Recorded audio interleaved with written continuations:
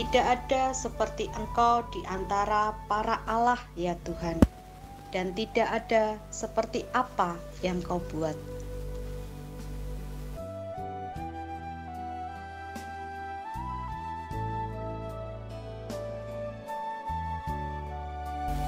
Sebab Engkau besar dan melakukan keajaiban-keajaiban.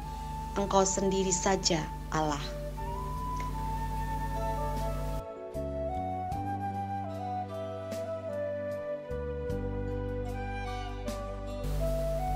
Aku hendak bersyukur kepadamu ya Tuhan Allahku dengan segenap hatiku, dan memuliakan namamu untuk selama-lamanya.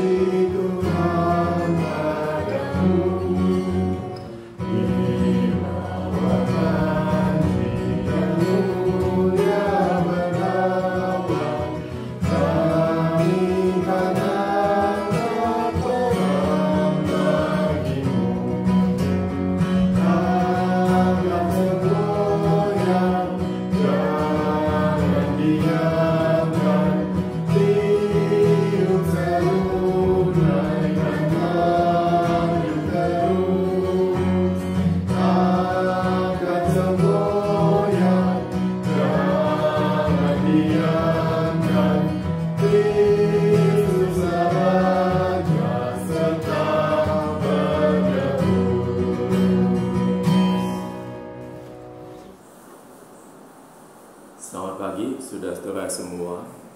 Kita akan kembali memulai persekutuan doa kita pada pagi ini. Mari kita bersama-sama berdoa. Ya Tuhan, pagi ini kami datang ke hadapan-Mu berdoa, biarlah firman Tuhan yang kami baca dan kami dengar boleh menerangi hati dan pikiran kami, sehingga kami dapat menatap dunia, menatap pengalaman hidup kami dengan cara yang berkenan kepadamu. Tuhan, pakai hamba-Mu di dalam menyampaikan firman dan kebenaran. Di dalam nama Tuhan Yesus kami berdoa. Amin. Tema kita, saudara, adalah melihat dunia dengan mata baru. Dan bacaan kita terambil dari kitab Keluaran pasal 19, ayat yang ke-16 sampai ayat yang ke-25. Dan terjadilah pada hari ketiga, pada waktu terbit fajar, ada guru dan kilat dan awan padat di atas gunung, dan bunyi sangkakala yang sangat keras, sehingga gemetarlah seluruh bangsa yang ada di perkemahan. Lalu Musa membawa bangsa itu keluar dari perkemahan untuk menjumpai Allah, dan berdirilah mereka pada kaki gunung. Gunung Sinai ditutupi seluruhnya dengan asap, karena Tuhan turun ke atasnya dalam api. Asapnya membumbung seperti asap dari dapur, dan seluruh gunung itu gemetar sangat. Bunyi sangkakala kian lama kian keras. Berbicaralah Musa, lalu Allah menjawabnya dalam guru. Lalu turunlah Tuhan ke atas gunung Sinai, ke atas puncak gunung itu. Maka Tuhan memanggil Musa ke puncak gunung itu, dan naiklah Musa ke atas. Kemudian Tuhan berfirman kepada Musa, "Turunlah, peringatkanlah kepada bangsa itu, supaya mereka jangan menembus mendapatkan Tuhan hendak melihat-lihat. Sebab tentulah banyak dari mereka akan binasa." Juga para imam yang datang mendekat kepada Tuhan haruslah menguduskan dirinya, supaya Tuhan jangan melanda mereka. Lalu berkatalah Musa kepada Tuhan, "Tidak akan mungkin bangsa ini mendaki gunung Sinai ini, sebab Engkau sendiri telah memperingatkan kepada kami. Demikianlah, pasanglah batas sekeliling gunung itu dan nyatakanlah itu kudus." Lalu Tuhan berfirman kepadanya, "Pergilah, turunlah, kemudian naiklah pula engkau beserta Harun, tetapi para imam dan rakyat tidak boleh menembus untuk mendaki menghadap Tuhan, supaya mereka jangan dilandanya." Lalu turunlah Musa mendapatkan bangsa itu dan menyatakan hal itu kepada mereka. Saudara, pagi ini kita mencoba untuk membahas tentang tema melihat dunia dengan mata baru. Saya masih ingat sebuah ungkapan masa lalu yang bunyinya, "Anakku sudah bisa jalan," yang mau menggambarkan sebuah situasi yang baru yang dihadapi oleh setiap orang tua saat melihat anaknya sudah bisa berjalan. Senangnya luar biasa. Lalu urusannya bukan sudah selesai, tapi masalahnya baru mulai nampak. Mata semakin awas melihat dia ada di mana, lalu apa-apa yang ada dalam jangkauan tangannya, agar dia tidak sembarangan. Tetapi namanya perkembangan hidup dari seorang anak bayi sampai besar, tentulah hal itu yang harus dihadapi. Saat anak mulai bisa berjalan, yang dihadapi orang tua adalah menjaga sang anak, sebab ia mulai memegang apa saja yang dihadapannya. Maklum, ia mulai melangkah dan bisa mendekati objek-objek yang belum dikenali, dan dia mau mengenalinya dengan melihat, menyentuh, bahkan memegangnya, tanpa mengenali bahaya apapun. Menyenangkan bagi orang tua, tapi sekaligus was-was, bukan cuma memegang, tetapi menelan apa saja yang bisa dia telan. Saat itu kita banyak was-was. Apa yang dipegangnya, itu yang dimakannya. Anak melihat dunia dengan mata baru, mata yang mau tahu, tapi yang tidak tahu bahaya. Dan orang tua lebih banyak melihat dan berkata, "Awas, jangan," yang kadang menjadi membatasi, bukan mengarahkan sang anak.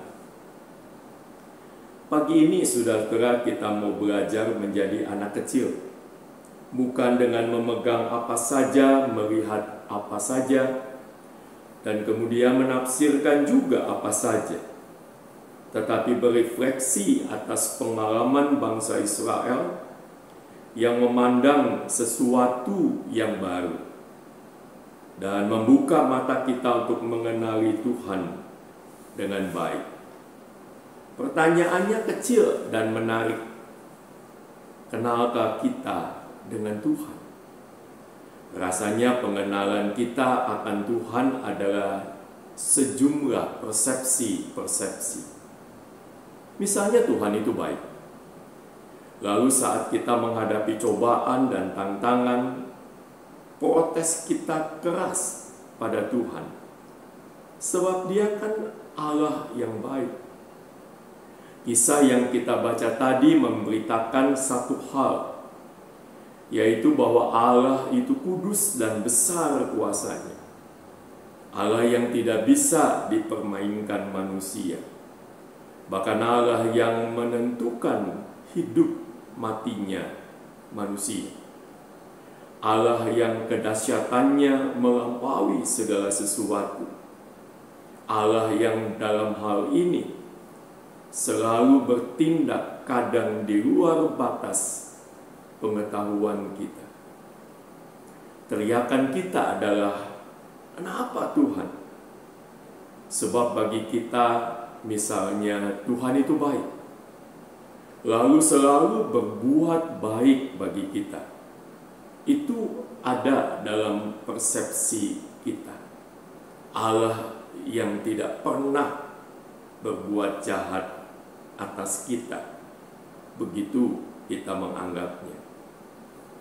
Tapi saudara, Allah ada di atas kita, menguasai jagat raya, di mana karyanya kadang tidak bisa dipahami manusia. Manusia cuma bisa mengaminkan bahwa selalu apa yang diperbuat Allah itu baik bagi manusia. Memahami ini akan mencerahkan mata kita bahwa segala kuasa ada dalam tangan Allah. Hidup kita semua, satu sisi ini membuat kita harus merasa aman, nyaman, sebab Allah yang kita kenal itu bukan Allah yang penuh dengan angkara murka, melainkan Allah yang penuh dengan kasih karunia, yang menyapa manusia, yang membawa manusia dalam kelepasan, pembebasan, seperti yang dilakukan pada bangsa pilihannya itu. Itu dilakukan sejauh manusia mentaati dengan sepenuh hati. Sebuah larangan yang disampaikan di dalam bacaan kita adalah bagaimana umat pilihan Tuhan itu tidak boleh mendekati dan menyentuh. Tentu dalam arti bahwa di sana manusia seakan mau mempengaruhi Allah. Manusia tidak bisa melakukan itu, sebab manusia cuma tunduk. Kalau Allah melarang manusia, itu terjadi cuma alasan perlindungan kasih, bukan karena amarah, demi keselamatan manusia. Saudara-saudara yang dikasihi Tuhan Allah, seperti kita melarang anak-anak kita saat masih kecil bermain semaunya, jadi demikianlah Allah melarang kita, membatasi kita, bukan semaunya, tetapi demi kenyamanan, keselamatan, dan keamanan kita semua. Jadi memandang Tuhan dalam perspektif ini menunjukkan bahwa kita memahami bahwa Dia adalah Allah yang penuh kuasa dan kasih. Bukan Allah yang seenaknya membuat larangan dan pantangan, tetapi Allah yang menjagai hidup kita agar menjadi baik. Dia bukan Allah yang berkata awas, tapi berkata peringatkan bangsa Israel. Dan tiap orang yang datang mendekat kepada Tuhan harus menguduskan diri. Ini bukan soal boleh atau tidak boleh, tapi sebuah pertanyaan bagi kita semua setiap saat menghadap Tuhan. Sudahkah kita mempersiapkan diri? Sudahkah kita kuduskan diri, mengosongkan pikiran, dan mengisi dengan pikiran memuliakan Tuhan dalam takut dan gentar? Seperti saat kita datang dalam persekutuan doa pagi ini, jangan-jangan kita tidak persiapkan diri dengan baik dalam bentuk berdoa dan kesadaran bahwa bukan cuma online, tetapi menghadap Tuhan. Seorang anak cuma melihat apa yang dilihatnya menarik hati, lalu menjamah, memakannya. Orang dewasa akan berpikir apa itu berguna, sehat, apakah itu berbahaya. Tapi sekaligus mendalami apakah ini menyenangkan. Menyenangkan Tuhan tentu menjadi aspek yang harus kita pikirkan. Kalau dalam hidup kita cuma mau melakukan apa yang kita mau, maka kita manusia duniawi. Tapi orang percaya pada Allah, berpikir apa yang dilakukan itu menyenangkan atau memuliakan Tuhan. Bersekutu dengan Tuhan, saudara yang dikasihi Tuhan Yesus, mestinya selalu harus dimulai dengan kesadaran bahwa kita berhadapan dengan Tuhan yang agung dan mulia, di mana kita pada dasarnya penuh dengan dosa dan segera menyadari ketidaklayakan diri kita. Kesadaran bahwa kita tidak layak membuat kita menghadap hadirat-Nya dengan rasa hormat dan takut dan tunduk. Keagungan dan kebesaran dan kemuliaan Tuhan membuat kita sadar bahwa sebagai anak-anak-Nya kita harus selalu mentaati Tuhan yang mengasihi dan mati bagi kita, serta tidak menjadi anak-anak kecil yang menjelajah dunianya seorang diri, melainkan selalu berjalan dengan Tuhan dan selalu memandangnya agar kita jangan salah langkah. Inilah cara memandang Tuhan, bukan sebagai sosok pengawas, tapi sebagai sosok orang tua yang mengawasi anak-anaknya berjalan dan melangkah. Pada umumnya seorang anak, bila melihat sesuatu yang baru, segera ia berlari dan melihat. Tapi anak Tuhan mestinya berpikir dan merenung, apakah ini boleh atau tidak oleh Tuhan. Saya masih ingat dahulu orang tua menasihati, jangan main kotor, sudah mandi. Sekarang juga sama. Tuhan mengatakan yang sama, jangan berbuat dosa, sebab engkau telah kutebus. Dan bila kita merenungkan hal itu, maka pastilah hidup kita akan terjaga oleh Tuhan dan hidup dalam kemuliaan Tuhan senantiasa. Menjaga langkah kita, sebab kita punya mata yang selalu tertuju kepada Tuhan dalam takut dan memuliakannya. Kalau selalu kita mengingat perjalanan hidup kita bersama dengan Tuhan, mengingat kemuliaan Tuhan, kasih Tuhan, dan pemeliharaannya yang abadi, pastilah kita akan berjalan dengan benar bersama dengan Tuhan di sepanjang sisa hidup kita. Jangan tergoda untuk hal-hal yang mungkin menarik bagi kita, tapi ingatlah kemuliaan Tuhan. Kemuliaan Tuhan yang selalu mestinya kita lihat dan kita pandang, supaya kita bisa menjaga langkah kita benar di hadapannya selalu. Tuhan memberkati saudara sekalian. Amin. Mari kita berdoa. Tuhan, kami berdoa dan mohon kehadapan-Mu, supaya Engkau menaruh di dalam hati kami pikiran yang baru, yang takut akan Tuhan, yang memandang Tuhan dalam kemuliaan, yang memandang Tuhan dalam kekhawatiran, salah melangkah, menyakiti hatimu. Karena Engkau adalah Allah yang kudus, Allah yang mulia, dan Allah yang membenci dosa. Biarlah Tuhan, kami boleh menempuh perjalanan hidup kami pada hari ini dan hari-hari mendatang, benar-benar dengan takut kepadamu dan senantiasa menjaga langkah kami menjadi langkah yang memuliakan nama Tuhan.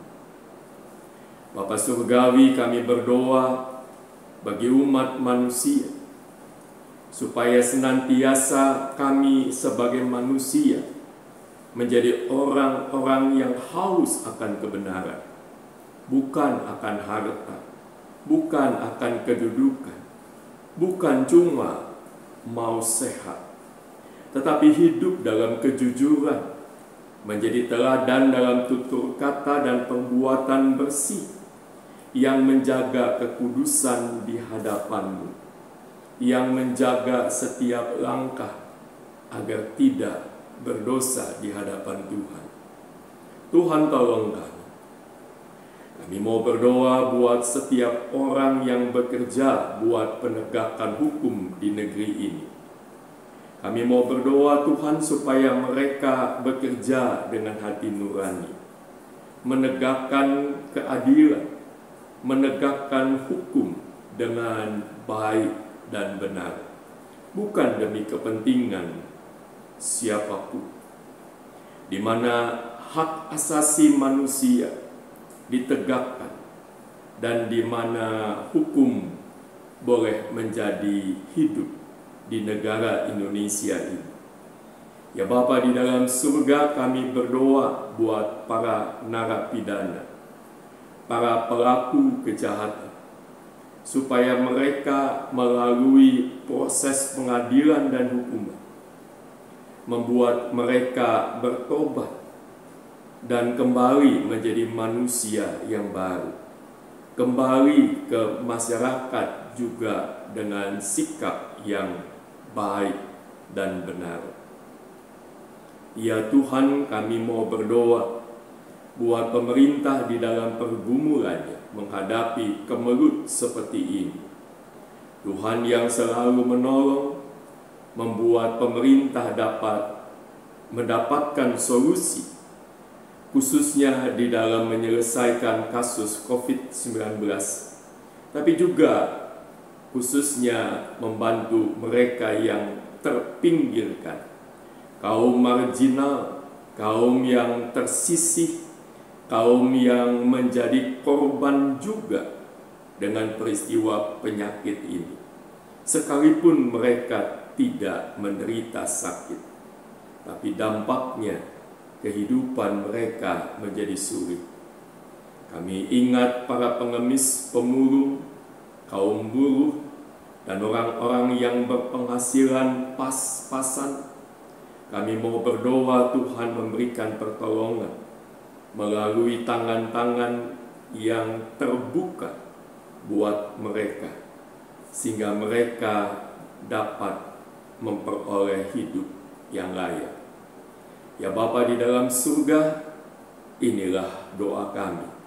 Pimpinlah kami dan buatlah hidup kami mempermuliakan nama-Mu. Buatlah hidup kami ada dalam takut kepada Tuhan. Kami berdoa di dalam nama Tuhan Yesus. Amin. Selamat pagi saudara, Tuhan memberkati saudara semua.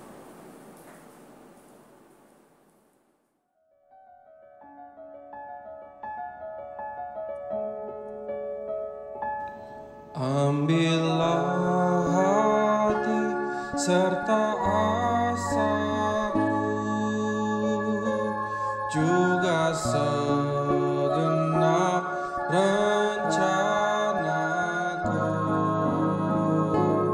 Ini ya Tuhan yang ku perlukan, cukup cinta dan rahmat-Mu, Tuhan.